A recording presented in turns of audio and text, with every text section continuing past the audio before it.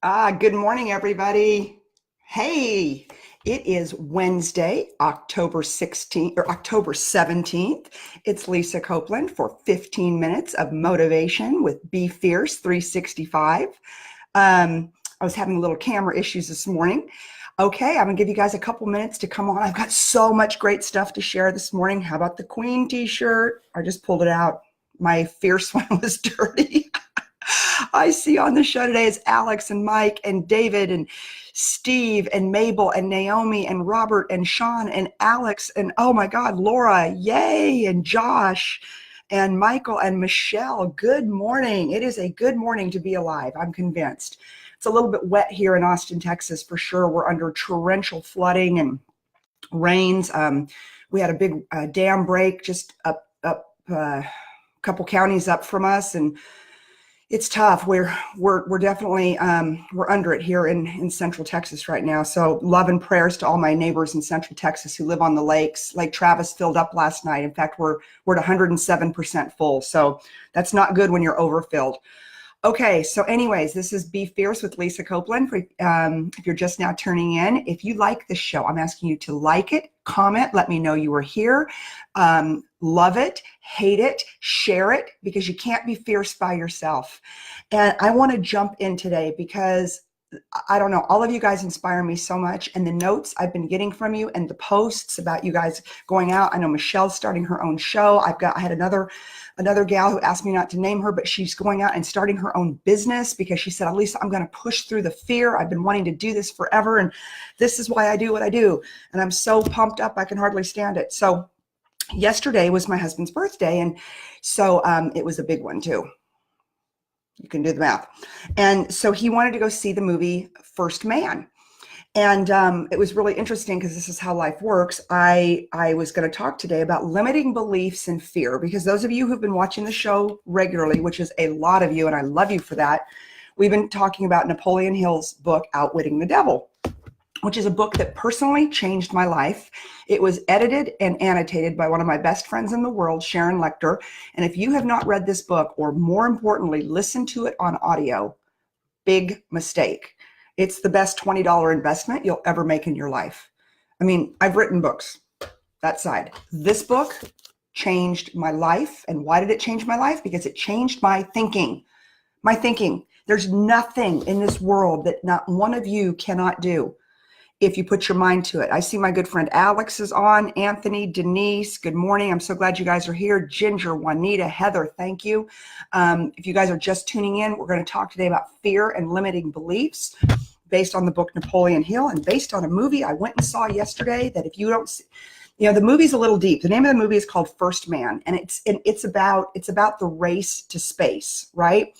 If you're out there and you're just tuning in, share this out to your friends. I want everybody to be fierce. But it's First Man. It's about the race to space, and it's about Neil Armstrong's story from 1961 to 1969 and the story of NASA. Now, so most of you were either not born in that time period, or were like me, were very, very young in that time period.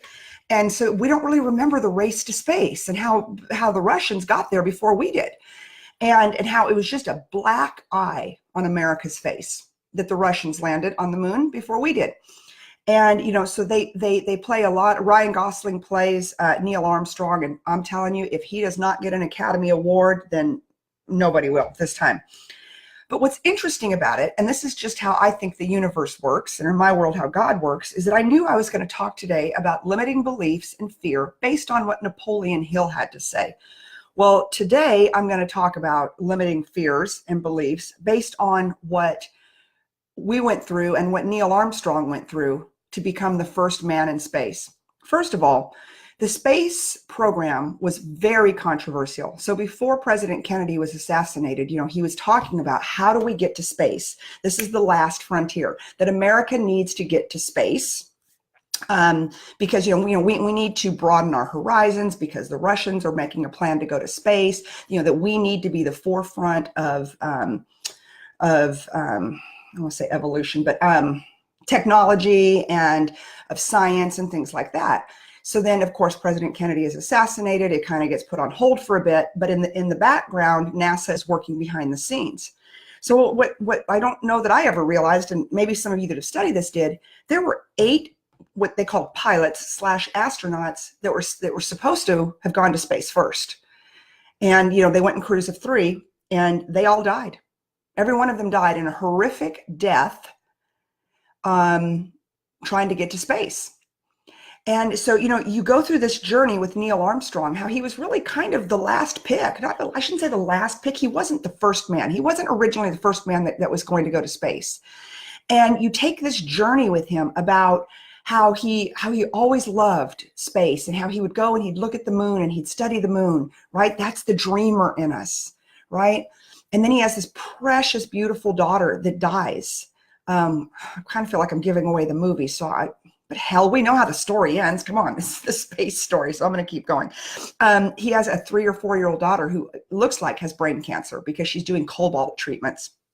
She ends up dying, and you can see where it just anguishes him through the whole movie, how it haunts him. And you can tell, I don't know, I won't give away too much of the movie, but you can tell it was a driver for him to get to space. And oh God, it is so good.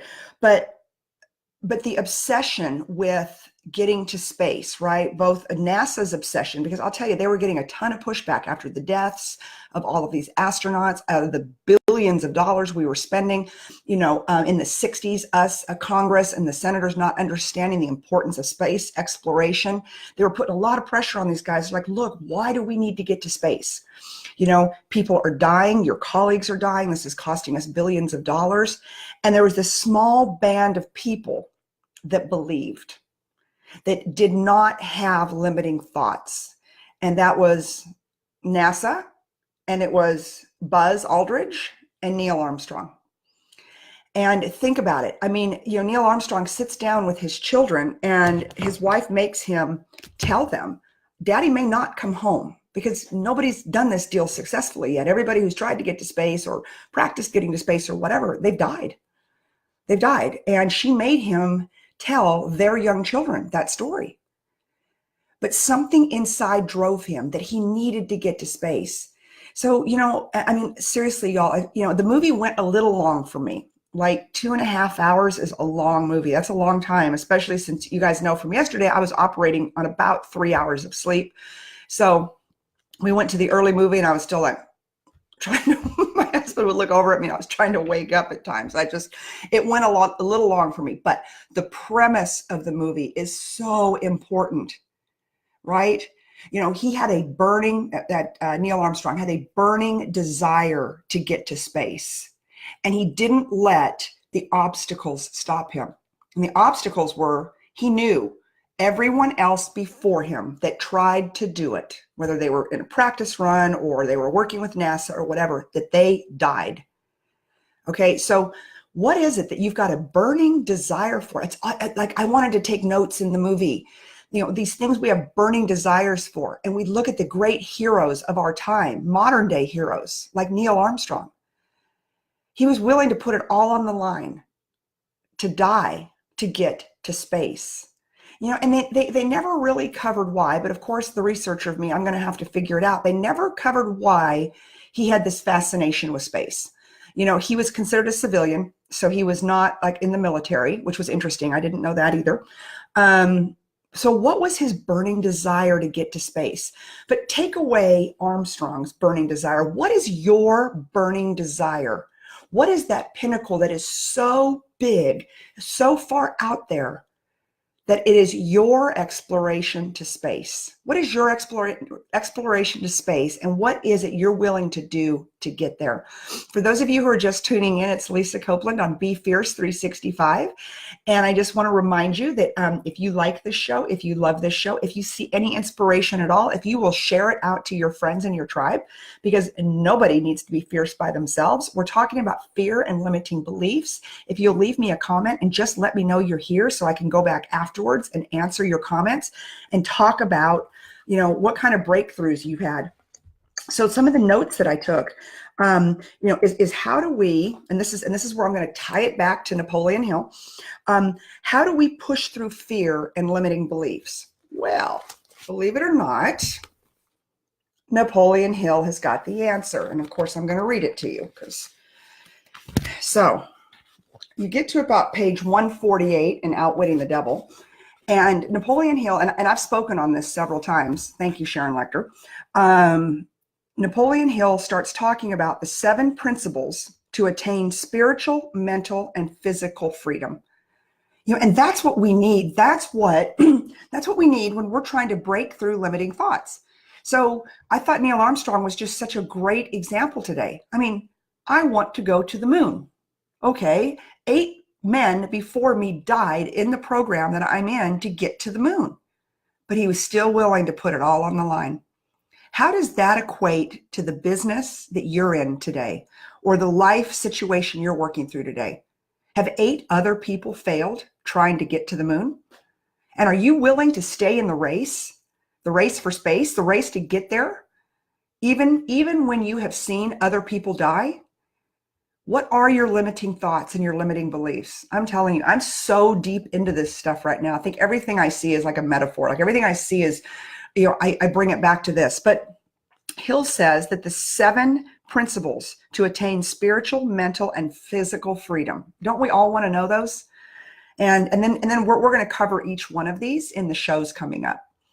But I just had to bring up First Man because great movie, but it's long. That's all I'm going to say. Number 1, definiteness of purpose. What is definiteness of purpose? It's because you know why you're doing what you do. See, Neil Armstrong knew he needed to get to space. I still wish they would have told us why. Of course, you know me, I'm going to research it. So I'm going to hopefully find out some more. Number 2 is mastery over self. We've got to have control of our own selves. Number 3, here's a Neil Armstrong one. Learning from adversity. Remember, if you're just tuning in, these are the 7 principles that Napoleon Hill says. I hope I didn't just lose you guys. Okay. Napoleon Hill says that we need to have mastery over self, definiteness of purpose, learning from adversity, controlling environmental influence, which is basically the law of association. Who are you hanging out with? Who are your people? Who are your tribe? Ooh, it's a good one. I'm a big one about that. I don't waste time with people that are not my people. And you guys, anyone who knows me knows that. Number 5, time. Giving permanency to positive rather than negative thought habits and developing wisdom. Where do you spend your time? Where do you let your mind spend its time? What do you dwell on? What do you think about?